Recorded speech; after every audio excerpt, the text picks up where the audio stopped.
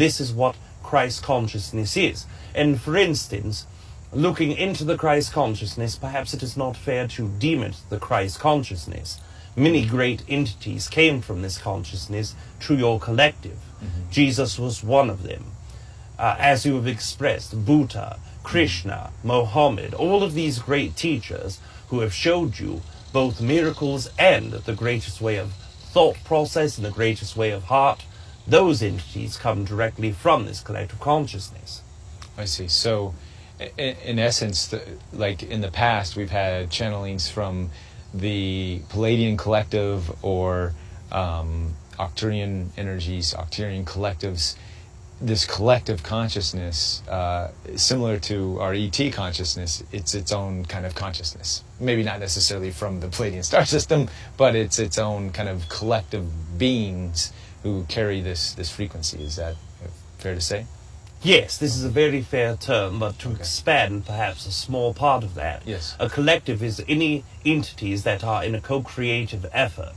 And by co-creative effort, what we mean, their excitements align through synchronicities of being able to join their energy for one common purpose. So what we are saying, for example, 100 entities spread throughout 1,000 star systems come to the forefront to express, we desire to help humanity. We desire to help Earth and humans in the planetary consciousness with whatever means possible.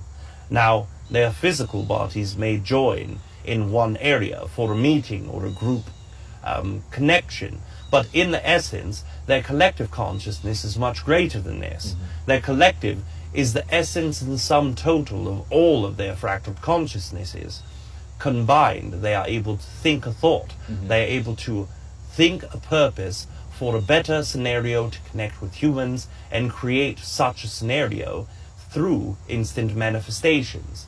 This means that in your Jesus landing, where Jesus came to your planet, that Christ collective consciousness desired to show you through example in the area of Jerusalem, in the area of Israel, to show those people through their own beliefs of the ancient Hebrew Bible of what was possible and how to reconnect a different mindset through a population that was controlled through fear. So they manifest the physical incarnation of Jesus. It was not one entity that said, I will come into Earth and be this entity. It was the collective consciousness's thought process, their co-creative excitement that helped form an energy that came into an incarnation to be a human being. Would it be safe to say, we have the United States of America, nations, countries, religions. Would each one of these belief systems, each one of these nations have their own consciousnesses, their own collectives that would together work and have its own essence, to say? Yes, this is quite akin to what we are speaking of when you are looking at the division and lines of common interest.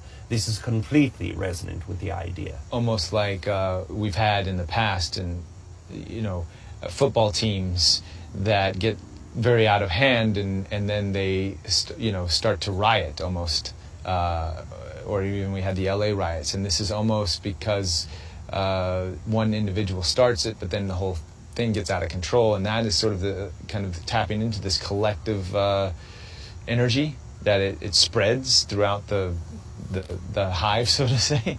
Yes, anything that comes for a common purpose. What you are speaking of, where one entity expresses something, and whether an entity thinks it or feels it, these are covering two concepts that we would call the hive mind, but also the 100th monkey effect. Both of those are very akin to what you are speaking of, but anything can be a collective consciousness. I see. Yourself, Rob, and Kalina, in this area, in this day, are the interview with extra-dimensional collective consciousness for this moment. All who listen afterwards join the collective, etc. Right, and so in essence, this is what I was getting.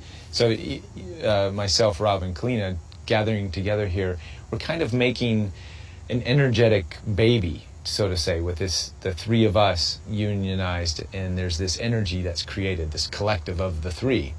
And though it may not manifest itself in a physical sort of baby that we can hold and cradle, but that energy is there, that essence, and that is its own collective. Yes, energetics are part of it, thought processes are part of it, energy, the excitement is part of it, intent also a part. There are many facets, but yes, this is a very good definition of the collective consciousness. Fascinating. Okay, great. Well, moving along in definitions, this seems to be, I think this is the definition episode of Extra Dimensionals.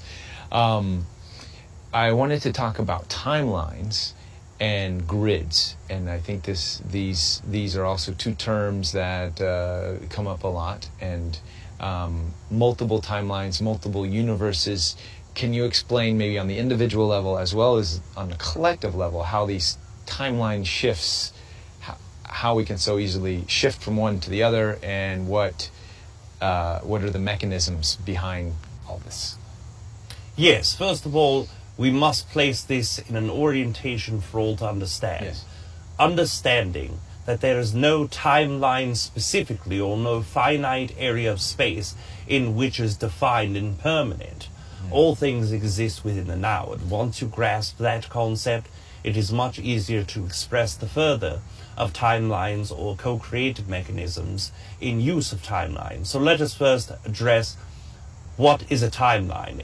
A timeline defined by most entities are what can occur along an energy if not change. If its pathway is not changed, then that line is more forward. But to express it in a more simple route, let us express it in this way. There are probabilities of all things at all times. Any entity upon your own planet or any entity within this universe has an infinite amounts of probabilities that they can do in each moment. For instance, timelines of Earth have experiences where all entities will evolve into another entity or another consciousness altogether, something you would see as extraterrestrial. There are timelines in where all Earth humans stay upon Earth and stay in the collective consciousness of Earth. There are multiple probabilities, and that's what timelines are. There are probabilities that have not had energy placed or focused into them. So basically potentials. They're all, timelines are just potential realities. Yes. Okay. And there are infinite amounts of potential realities. Now, we understand that many of you see timelines to be finite, or see timelines, most of you have called Akashic records a finite timeline. This is what I am here to do. This is my pathway. So in our perceptions, any probability of any action or mindset will cause you to go in another vibrational direction. And that is what we would see as changing your timeline. Any vibrational dictation of thought, belief, or actions can place you into another area or timeline altogether. But in our terminology, we prefer to call this shifting through your twin soul. And this is a concept that shows the mechanism of how you choose your reality. So I see, I just got a glimpse of, I've been using this analogy of late of a drop of water in the ocean. We being, let's say, the human experience being the individual drop of water, but we're in this vast ocean of, infinite possibilities. So we are still the ocean when we're a drop of water in the ocean, but we're still the individual drop of water. Can I use this analogy as the ocean being the infinite possibilities that already exist, and this drop of water can just navigate through the ocean as depending on where it wants to go, depending on its choices, its